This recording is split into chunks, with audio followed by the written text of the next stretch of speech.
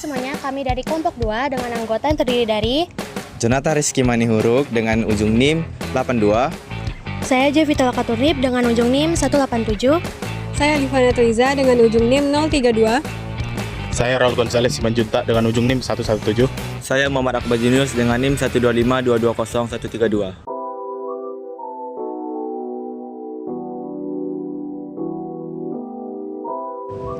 Teman-teman, tahu gak siapa itu perencanaan?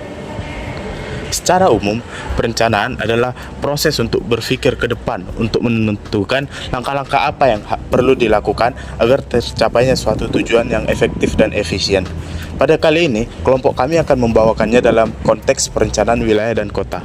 Dalam PWK, perencanaan adalah proses untuk menentukan strategi apa yang tepat dilakukan untuk dalam pengelolaan lahan dan dalam pengelolaan di suatu kawasan. Dalam perencanaan, ada 6 tahapan proses penting yang harus dilakukan. Yang pertama, mengidentifikasi masalah. Yang kedua, pengumpulan data dan menganalisis data. Yang ketiga, perumusan tujuan. Yang keempat, pemilihan strategi yang terbaik. Yang kelima, implementasi. Dan yang terakhir adalah evaluasi. Selanjutnya, mengapa sih dalam pembangunan membutuhkan perencanaan? Pembangunan tanpa perencanaan ibaratnya berjalan tanpa arah. Perencanaan dalam pembangunan harus dilakukan agar pembangunan memiliki panduan yang jelas dan agar bisa berjalan dengan baik. Dengan perencanaan, sumber daya juga bisa dioptimalkan dalam pembangunan agar berkelanjutan. Selain itu, perencanaan juga bisa mencegah konflik antar perorangan dan konflik antar umat. Sejarah perkembangan ilmu perencanaan wilayah dan kota di Indonesia. Ilmu perencanaan wilayah dan kota di Indonesia berawal dari masa kolonial Belanda.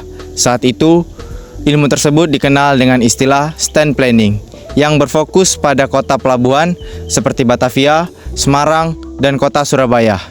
Tujuannya kala itu lebih bersifat fisik, mengatur tata kota untuk kepentingan ekonomi dan eksistensi dan administrasi kolonial.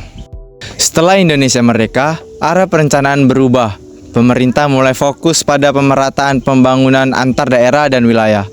Lahirlah program seperti Rencana Pembangunan 5 Tahun atau Repelita dan RT-RWN. Kini, perencanaan menjadi multidisiplin, tidak hanya soal tata ruang, tetapi juga aspek sosial, ekonomi, serta lingkungan.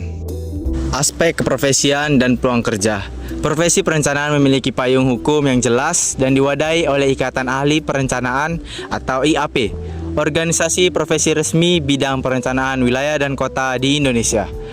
Peluang kerja bagi lulusan perencanaan wilayah dan kota sangat beragam, seperti perencanaan di Bapeda dan Kementerian ATR BPN, konsultan tata ruang dan desain kota, peneliti di lembaga akademik, serta analisis kebijakan pembangunan. Selain itu, kemampuan teknologi spesial seperti GIS dan analisis data juga sangat dibutuhkan dalam dunia kerja saat ini. Dalam PWK, wilayah dan kota terbagi dalam ruang lingkup yang berbeda, baik dari skala, kajian, tujuan perencanaan, hingga produknya. Untuk wilayah sendiri, itu mencakup wilayah yang luas seperti kabupaten hingga provinsi, yang fokus pada keterkaitan antar daerah hingga pengelolaan sumber daya alamnya. Sementara untuk kota itu lebih kecil dan teknis, mencakup transportasi dan tata guna lahan perkotaan.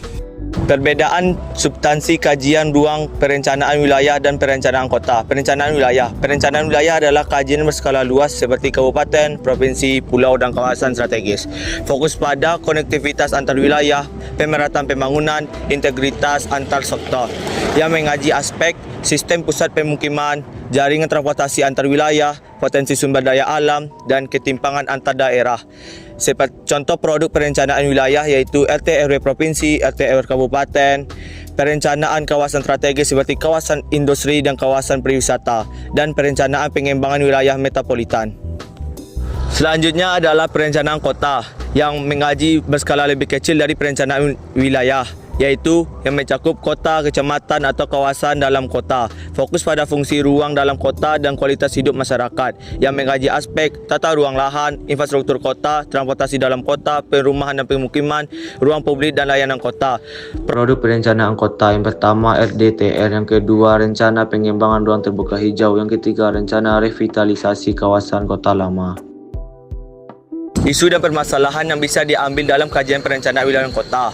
Yang pertama, isu perencanaan wilayah yang terdiri dari ketimpangan pembangunan antar pusat dan kota dan pinggiran, kemacetan dan konektivitas antar kawasan, alih fungsi lahan dan pertanian, pengelolaan kawasan rawan bencana. Yang kedua, isu perencanaan kota.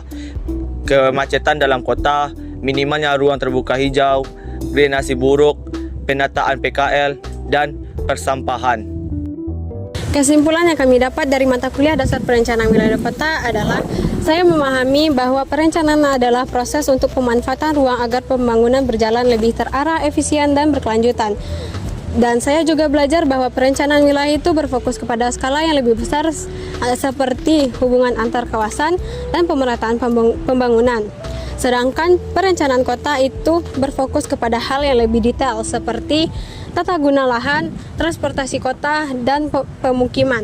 Melalui mata kuliah ini membuka wawasan saya tentang betapa besar peran dan peluang kerja sebagai seorang perencana, mulai dari menyusun RT/RW, RDTR, perencanaan transportasi, lingkungan, dan pengembangan smart city. Kedepannya saya perlu untuk mendalami keterampilan seperti analisis spasial, penggunaan SIG atau GIS, pemahaman kebijakan tata ruang, dan serta konsep pembangunan berkelanjutan. Melalui mata kuliah ini, membuka wawasan saya tentang betapa besarnya tanggung jawab sebagai seorang perencana untuk masa depan wilayah dan kota bagi generasi yang akan datang.